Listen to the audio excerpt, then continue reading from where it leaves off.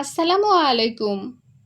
টুকিটাকি খানাপিনার রেসিপিতে আজকে আমি আপনাদের জন্য নিয়ে এসেছি একেবারে ঘরোয়া পদ্ধতিতে তৈরি করা রেস্টুরেন্টের স্বাদের বিফ সিজলিং। যদিও আমি আজকের এই বিফ সিজলিংটা ঘরে থাকা নর্মাল একটা প্যানে তৈরি করেছি, তবে এটার স্বাদ কিন্তু রেস্টুরেন্টের বিফ সিজলিংয়ের চেয়ে কোনো অংশেই কম না, বরং অনেক বেশি স্বাস্থ্যসম্মত এবং মজাদার হয়। তবে চলুন দেখে নেওয়া যাক আজকের রেসিপি।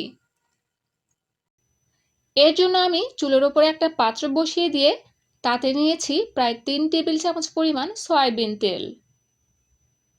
তেলটা একটু গরম হয়ে গেলে আমি এখানে প্রায় 1.5 কাপ পরিমাণ গরুর মাংস এরকম লম্বা চিকন করে কেটে নিয়ে এর ভিতরে দিয়ে দিচ্ছি। আর চেষ্টা করবেন এই মাংসগুলো যেন হাড় চর্বি ছাড়া একেবারে ফ্রেশ মাংস হয়। এবার এখানে আমি নিয়েছি লবণ, শুকনো মরিচের গুঁড়া, আদা বাটা এবং রসুন বাটা। আর এগুলো আমি সবগুলোই 1 চা চামচ করে নিয়েছি। চুলোর জালটা মিডিয়াম লোতে রেখে আমি এটাকে একটু নেড়েচেড়ে মিশিয়ে নিচ্ছি। বেশ কিছুক্ষণ এটা নেড়েচেড়ে নেওয়ার পরে দেখতে পারবেন এই মাংসগুলো থেকে বেশ খানিকটা পানি ছেড়ে দিয়েছে। আর এই পানিতেই কিন্তু মাংসটা আমরা খুব ভালো করে সেদ্ধ করে নিব। আর এই মাংসটা যাতে আরো তাড়াতাড়ি সেদ্ধ হয়, এই কারণে আমি এখানে দিয়ে দিচ্ছি প্রায় 2 টেবিল চামচ পরিমাণ ভিনেগার। এবার আমি চুলোর জালটা লো করে দিয়ে ঢাকনা দিয়ে ঢেকে 10 মিনিটের জন্য এটাকে সিদ্ধ করে নিব। আর এর মাঝে চলুন বাকি উপকরণগুলো এখন রেডি করে নেই। বিফ সিজলিং তৈরি করার জন্য আমি একটা সিজলিং সস তৈরি করে নিয়েছি। এর জন্য আমি এখানে নিয়েছি প্রায় 3 টেবিল চামচ পরিমাণ টমেটো সস, 2 টেবিল চামচ পরিমাণ ওয়েস্টার সস, হাফ চা চামচ পরিমাণ গোলমরিচের গুঁড়া, দিচ্ছি 1 ফালি লেবুর রস, দিচ্ছি 1 চা চামচ পরিমাণ চিলি ফ্লেক্স, 1 চা চামচ পরিমাণ চিনি। বিফ সিজলিং এ অবশ্যই চিনিটা ব্যবহার করতে হবে। দিয়ে দিচ্ছি 3 টেবিল চামচ পরিমাণ সয়া সস। আমি এখানে লাইট সয়া সসটা ব্যবহার করেছি। আপনারা ডার্ক সয়া সসটা ব্যবহার করলে পরিমাণে অর্ধেক ব্যবহার করতে হবে।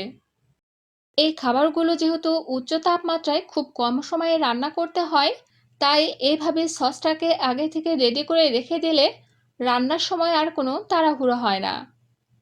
আমাদের সসটা রেডি হয়ে গিয়েছে। এবার আমি এটাকে এক সাইডে রেখে দিচ্ছি।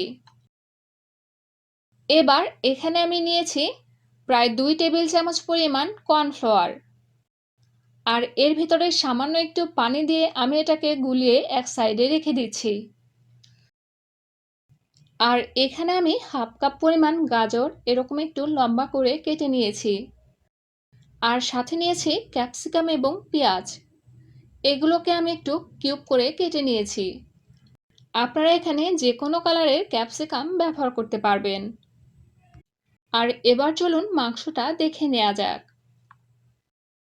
দেখুন, মাংসটা থেকে পানিটা একেবারে শুকিয়ে গেছে আর মাংসটা কিন্তু সেদ্ধ হয়ে গিয়েছে। আর এর থেকে বেশ খানিকটা তেলও ছেড়ে দিয়েছে। এবার এই তেলের মাঝে আমি এই মাংসটাকে বেশ কিছুক্ষণ ভেজে নিব। মাংসটা এইভাবে এই তেলের ভিতরে ভেজে নেওয়ার কারণে কিন্তু মাংসটার স্বাদ অনেক বেশি বেড়ে যায়।